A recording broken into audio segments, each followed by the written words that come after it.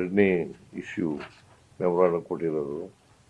ಕಬ್ಬು ಬೆಳೆಗಾರರ ಸಮಸ್ಯೆ. ಕೇಂದ್ರ ಸರ್ಕಾರದವರು FRP ಅನ್ನು ನಿಗದಿ ಮಾಡೋರು, fair and remunerative price, FRP ಅದನ್ನು ನಿಗದಿ ಮಾಡೋರು ಕೇಂದ್ರ ಸರ್ಕಾರ.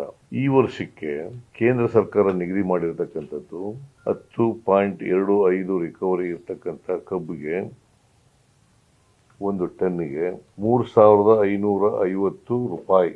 ಅದು ಹಾರ್ವೆಸ್ಟಿಂಗ್ ಮತ್ತು ಟ್ರಾನ್ಸ್ಪೋರ್ಟ್ ಕಾಸ್ಟ್ ಸೇರಿ 3,550 ರೂಪಾಯಿ.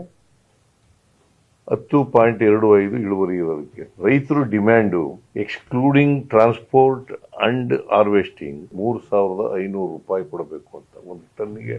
ನಾನು ಬಹಳ ಹೆಚ್ಚು ಬೆಳಗಾಂನವರು, ಬಿಜಾಪುರದವರು, ಬಾಗಲಕೋಟೆಯವರು, ಆಮೇಲೆ ಗದಗ್ನವರು, ಹಾವೇರಿಯವರು, ಉತ್ತರ ಕರ್ನಾಟಕದ ಕಡೆ ಗುಲ್ಬರ್ಗ, ಬೀದರ್ ಇಲ್ಲೆಲ್ಲ ಚಳವಳಿ ಮಾಡ್ತಾ ಇದ್ರು ರೈತರು. ನಾನು ಒಂದಿನ ರೈತ ಮುಖಂಡರುಗಳನ್ನ ಸಭೆ ಮಾಡಿದೆ, ಜೊತೆಗೆ ಫ್ಯಾಕ್ಟರಿ ಓನರ್ಸ್ ಅವ್ರ ಜೊತೆ ಕೂಡ ಸಭೆ ಮಾಡಿದೆ. ಅಂದ್ರೆ ಪ್ರತ್ಯೇಕ ಮೀಟಿಂಗ್ ಮಾಡಿದೆ. ರೈತ ಮುಖಂಡರುಗಳು ಜೊತೆ ಫ್ಯಾಕ್ಟರಿ ಓನರ್ಸು. ಕರ್ನಾಟಕದಲ್ಲಿ 81 ಫ್ಯಾಕ್ಟರಿಗಳಿದಾವೆ. ಅದರಲ್ಲಿ ಒಂದು ಗೌರ್ಮೆಂಟ್, ಮಂಡ್ಯ ಮೈ ಶುಗರ್ ಫ್ಯಾಕ್ಟರಿ ಇದೆಯಲ್ಲ, ಅದು ಗೌರ್ಮೆಂಟ್ದು.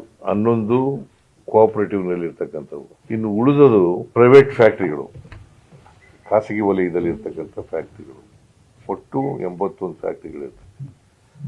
ಎಲ್ಲರೂ ಬಂದಿದ್ರು, 81 ಫ್ಯಾಕ್ಟರಿಯವರು ಬಂದಿದ್ರು. ಅವ್ರಿಗೆ ಹೇಳಿದೆ, ನೀವು ನೋಡಪ್ಪ, ರೈತರು 3,500 ಕೇಳ್ತಾ ಇದ್ದಾರೆ, ನೀವು ಕೊಡ್ಲೇಬೇಕು ಅಂತ.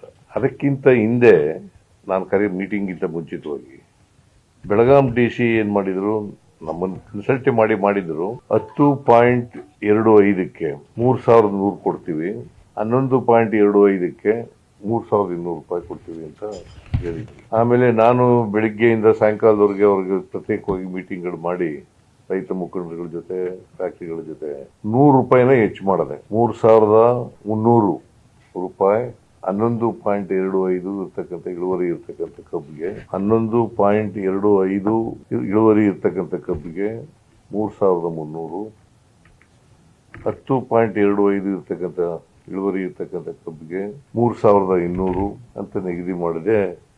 ಕೊನೆಗೆ ಒಪ್ಕೊಂಡು ರೈತರು ಅರೆ ಮನಸ್ಸಿನಿಂದ ಒಪ್ಕೊಂಡು ಚಳುವಳಿಯನ್ನು ವಾಪಸ್ ತಗೊಂಡ್ರು. ಮುಧೋಳ್ನವರು ಅಲ್ಲಿ ಕಂಪೇರಿಟಿವ್ಲಿ ಇಳುವರಿ ಬೆಳಗಾಂಗಿಂತ ಕಡಿಮೆ. ನಮ್ಮಲ್ಲಿ ಕಾವೇರಿ ಜಲಾನಯನ ಪ್ರದೇಶದಲ್ಲಿ ಇಳುವರಿ ಜಾಸ್ತಿ, ಆಮೇಲೆ ಕಾವೇರಿನಲ್ಲಿ ಕಡಿಮೆ, ಕೃಷ್ಣಾ ಬೇಸಿನ್ನಲ್ಲಿ ಇಳುವರಿ ಜಾಸ್ತಿ, ಮಲಪ್ರಭಾ ಬೇಸಿನ್ನಲ್ಲಿ ಇಳುವರಿ ಕಡಿಮೆ, ಕಾವೇರಿ ಬೇಸಿನ್ನಲ್ಲಿ ಇಳುವರಿ ಕಡಿಮೆ. ಈಗ ನಮ್ಮ ಕಡೆ ಮಂಡ್ಯ ಇದರಲ್ಲೆಲ್ಲ 8.5, 9.5 ಅದೇ ಹೈಯೆಸ್ಟ್. ಇಲ್ಲಿ ಮಹಾರಾಷ್ಟ್ರದಲ್ಲಿ 14ವರೆಗೂ ಇರ್ತದೆ ಇಳುವರಿ, 14ವರೆಗೂ ಇರ್ತದೆ. ನಮ್ಮಲ್ಲೂ ಕೂಡ 13ವರೆಗೂ, 13ಗಿಂತ ಹೆಚ್ಚಾಗಿ ಇಳುವರಿ ಇರ್ತಕ್ಕಂಥ ಕಬ್ಬು ಬೆಳೀತಕ್ಕಂಥ ಪ್ರದೇಶ ಇದೆ. ಸೊ ಅದನ್ನ ಹೇಳಿದ್ದೀವಿ ಒಂದು. ಸೊ ಮುಖ್ಯವಾಗಿ FRP ನಿಗದಿ ಮಾಡೋರು ಕೇಂದ್ರ ಸರ್ಕಾರ. ಶುಗರ್ ಪ್ರೈಸ್ ಇದೆಯಲ್ಲ, MSP ಶುಗರ್ ಪ್ರೈಸ್, ಕಬ್ಬಿನ ಶುಗರ್ ಇದೆಯಲ್ಲ, ಅದಕ್ಕೆ MSP ನಿಗದಿ ಮಾಡೋರು ಕೇಂದ್ರ ಸರ್ಕಾರ. 2019ರಲ್ಲಿ 31 ರೂಪಾಯಿ ನಿಗದಿ ಮಾಡಿದ್ರು. 1 kg ಸಕ್ಕರೆಗೆ 31 ರೂಪಾಯಿ ಮಾಡಿದ್ರು. ರೈತರು ಕೇಳೋದು ಏನಪ್ಪಾ ಅಂತಂದ್ರೆ 41 ರೂಪಾಯಿ ಮಾಡಬೇಕು 1 kg ಸಕ್ಕರೆಗೆ ಅಂತ ಕೇಳ್ತಾ ಇದ್ದಾರೆ. ಅದನ್ನು ಕೂಡ ಕೇಂದ್ರ ಸರ್ಕಾರದ ಪ್ರಧಾನಮಂತ್ರಿಗಳಿಗೆ ಗಮನಕ್ಕೆ ತಂದಿದ್ದೀನಿ.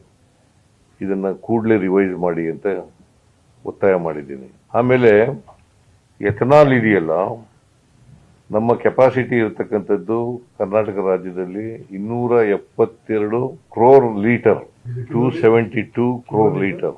ನಮಗೆ ಅಲಾಟ್ ನಮಗೆ ನಿಗದಿ ಮಾಡಿರ್ತಕ್ಕಂಥದ್ದು 133 ಕೋಟಿ litre. So that means to say 50% of the total capacity. ಈ ಆಯಿಲ್ ಕಂಪ್ನಿಯವರು ತಗೋತಾರಲ್ಲ, ಅದನ್ನ ಹಂಚಿಕೆ ಮಾಡೋರು ಕೇಂದ್ರ ಸರ್ಕಾರ, ರಾಜ್ಯ ಸರ್ಕಾರದ ಪಾತ್ರ ಏನಿಲ್ಲ ಅದರಲ್ಲಿ. ಅದನ್ನ ಹೆಚ್ಚು ಮಾಡಬೇಕು ಅಂತ ಹೇಳಿದೀವಿ. ಆಮೇಲೆ ರಫ್ತು ಮಾಡ್ತಕ್ಕಂಥದ್ದು ಇಡೀ ರಾಜ್ಯಕ್ಕೆ 10 ಲಕ್ಷ 1 ಮಿಲಿಯನ್ ಮೆಟ್ರಿಕ್ ಟನ್ ಇಡೀ ರಾಜ್ಯಕ್ಕೆ ಕೊಟ್ಟಿರ್ತಕ್ಕಂಥದ್ದು 1 ಮಿಲಿಯನ್ ಮೆಟ್ರಿಕ್ ಟನ್. ನಾವು 6 ಕೋಟಿ ಚಿಲ್ಲರೆ ಮೆಟ್ರಿಕ್ ಟನ್ ಅನ್ನ ಮಾಡ್ತೀವಿ. ನಾವು ಕೊಟ್ಟಿರೋದು ಬರೀ 10 ಲಕ್ಷ ಟನ್ ಮಾತ್ರ ರಫ್ತು ಮಾಡಕ್ಕೆ ಅವಕಾಶ ಸಿಕ್ಕಿರೋದು. ಕನಿಷ್ಠ ಪಕ್ಷ ಅದನ್ನ 20-25 ಲಕ್ಷ ಮೆಟ್ರಿಕ್ ಟನ್ ಮಾಡಬೇಕು ಅಂತ ರಿಕ್ವೆಸ್ಟ್ ಮಾಡಿದ್ದೀವಿ. ಸೊ FRP ನಿಗದಿ ಮಾಡುವಾಗ ಇವೆಲ್ಲನೂ ಕೂಡ ಕನ್ಸಿಡರ್ ಮಾಡಬೇಕು ಅಂತ ಹೇಳಿದ್ದೀವಿ. ಇದು